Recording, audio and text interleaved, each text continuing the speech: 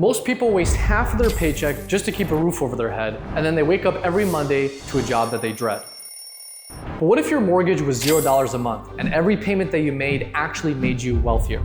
In 2025, I'm gonna show you 3 real strategies that people are using to be able to buy multifamily properties even with higher interest rates and live for free. My name is Stef, and I funded over 10 million in multifamily deals in the last year alone, and I'm telling you, as a loan advisor, house hacking is the single most underrated strategy to financial freedom today.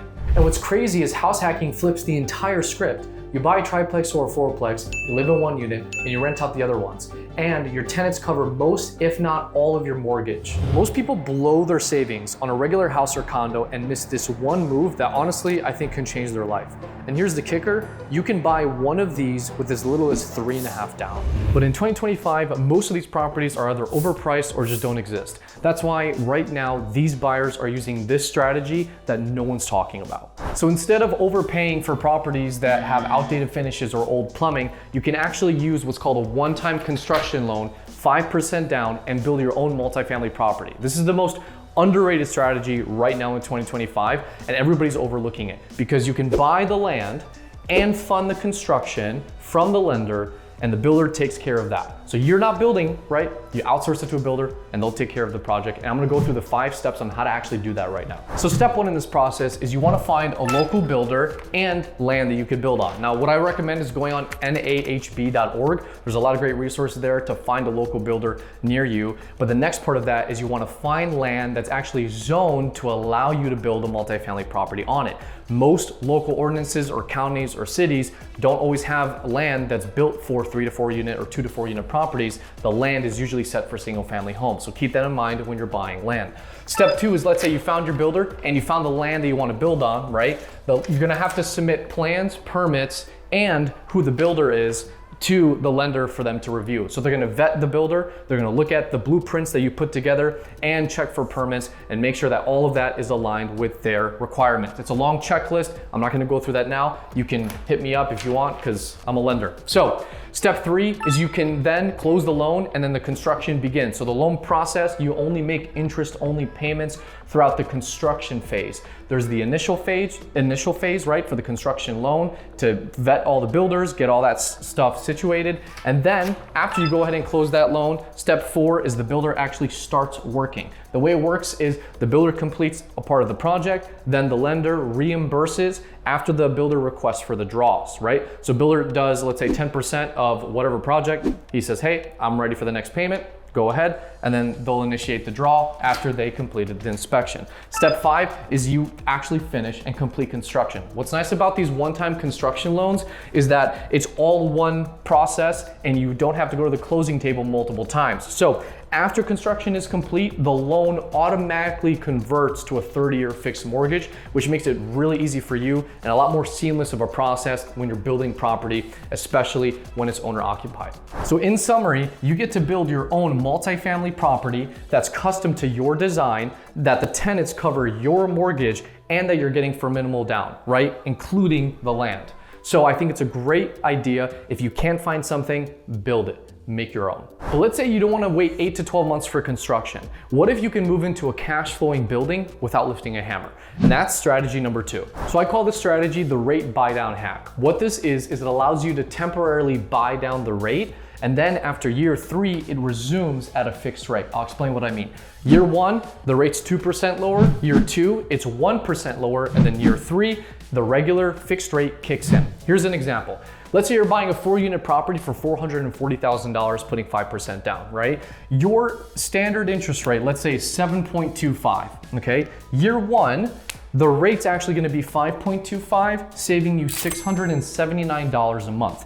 Year 2, the rate's 6.25, so you're saving $347, right? Because it goes up. And then year 3, it starts again or resumes at 7.25. Now, a couple things to note here. You're saving money, but how does this actually work? Well, you either front load the savings yourself or you have the sellers cover it. Now, most of the time it makes sense to obviously have the seller cover it via seller credits. So this would cost roughly around 12 to 13K, depending on the deal itself, but you're gonna wanna get enough seller credits for 12 or 13,000 to cover all of these savings. That allows you to increase the amount of cash flow that's coming in year 1, year 2, before you stabilize, get your foot in the door, and get settled into the new building. I think this is a great strategy to bring down the monthly payment and increase cash flow if the seller can cover it. But then you're like, wait, Ben, hold on. If the seller doesn't want to give me credits, what do I do? Here's an idea if the property appraises for that value. If they're selling to you for $440,000 and you want 12 grand in seller credits, what I would recommend is increase the purchase price by 12,000 and then have them give that back to you as a seller credit. So you're gonna buy the building now for $452,000, okay? And that way the seller's happy because they're netting $440, and then you're happy because now you're getting $12,000 that you can use for a rate buy down to where your first 3 or first 2 years, you're saving that money. And then the last thing I'll say, stay with me, okay? Last thing is, what if you refinance before year 3?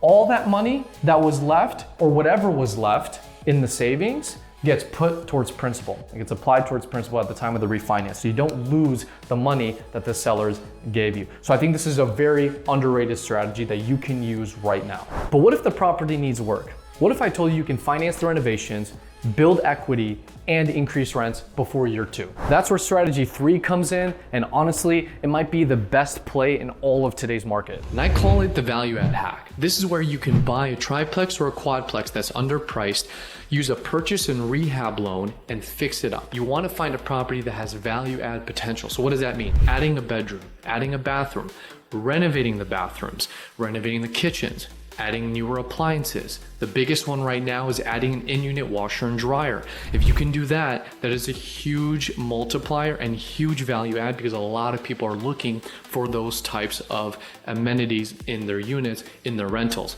So if you can find a property that needs work, because most landlords are pretty lazy, pretty sloppy, and they haven't really optimized their building. So you can take a loan where the lender is going to give you money to buy it and give you money to fix it up. And then you have a building that has potential for that value. Everybody's wondering, how are these people never running out of capital, right? They always seem to have money to invest. And I'm gonna show you, it's using this program. We're gonna dive into it right now. Now, there are 2 main types of construction loan programs you can use. You can either do an FHA 203K loan or a conventional home style loan. Both are pretty identical, but I'm gonna cover the FHA 203K loan since it's a little bit more popular. You have a limited and you have a standard.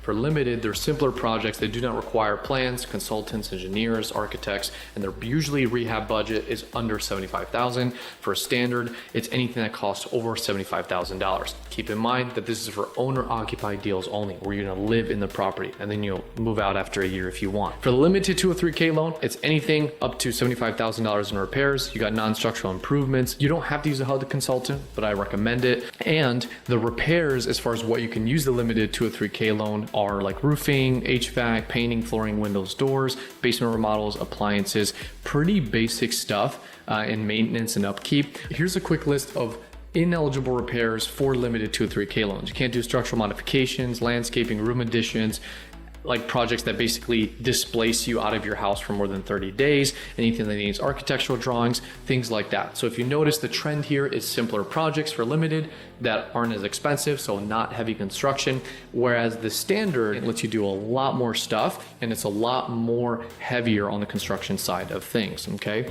Now the process is fairly simple. You find a property once you're pre-approved by me, right, the lender. You sign the purchase contract after you've made the offer. Then you start the little bit of the loan process where you're just getting the scope of work, the contractor bids, the W-9s, you're getting all the paperwork together, the insurance from the contractor. Once all that is set and we get it clear to close, then the construction process starts after you've already submitted all those documents to underwriting, okay? Now for the standard 203K loan, what I really like about them is that they let you do pretty much everything. Like, seriously. You can do a lot with the 203K loan. There's only a select few of things that you can't do, which is adding a pool, hot tub, tennis courts, outdoor kitchens, or gazebos. If you notice another trend for these, this is just luxury items, right? You just can't install new luxury items, but you pretty much do everything else. So energy improvements, structural repairs, conversions. You can literally convert single family properties to multifamily if zoning allows, room additions if zoning allows, landscaping, things like that. So I think it's really effective if you use it the right way. The process is pretty similar to the limited, just additional paperwork, and you have to have a HUD consultant, but nothing crazy there. Here's some quick contractor requirements if you want to know. You got to have an insured person. I get this question a lot, like, can I use my friend who's a really good contractor?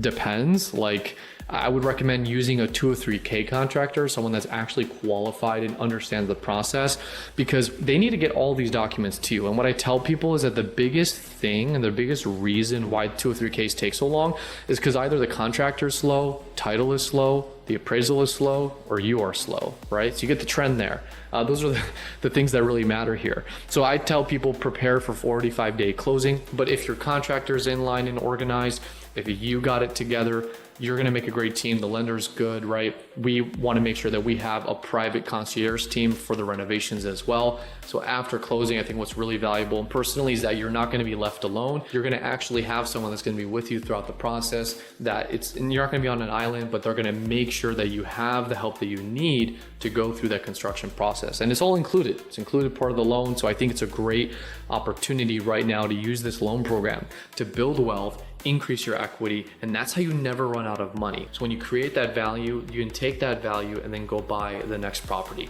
The next property, you do the same thing, increase the value, take the value, and then you go buy the next one. So you see the pattern here, just rinse and repeat. That's the Burr method. And I think this is a very effective way if you find an underpriced property, a triplex, quadplex, like I said, fix it up, use this loan program. It's highly, highly effective. If you have any questions on that, you can just reach out to me below. So these aren't just real estate tips. These are freedom strategies, actual practical tactics that people are using right now, today, to be able to quit their job, retire early, or just even replace their income so they don't have to work full time, so they could scale back their hours. A lot of these house hacking strategies or even real estate investment strategies or what people are doing at a small level, medium to large level to be able to create wealth and have that money coming in. So I've helped a lot of clients fund millions of dollars in loans, especially in multifamily. So if you have any questions on financing, I made a video on how to actually finance a multifamily building. It's here or here somewhere, but this video is going to help you break down the details of how it actually works. And I think in the internet it's really lacking because lending and financing can be a little bit complicated. So I try to make it simple. Guys, if you found value in this, I appreciate it. I hope it was genuinely helpful. Please subscribe, share it with a friend if you thought that this was legitimately valuable, because I just want to put as much helpful content as possible. My name is Stef. If you need any financing or any help at all, just reach out to my team and I below, and we'll help you out. Thank you.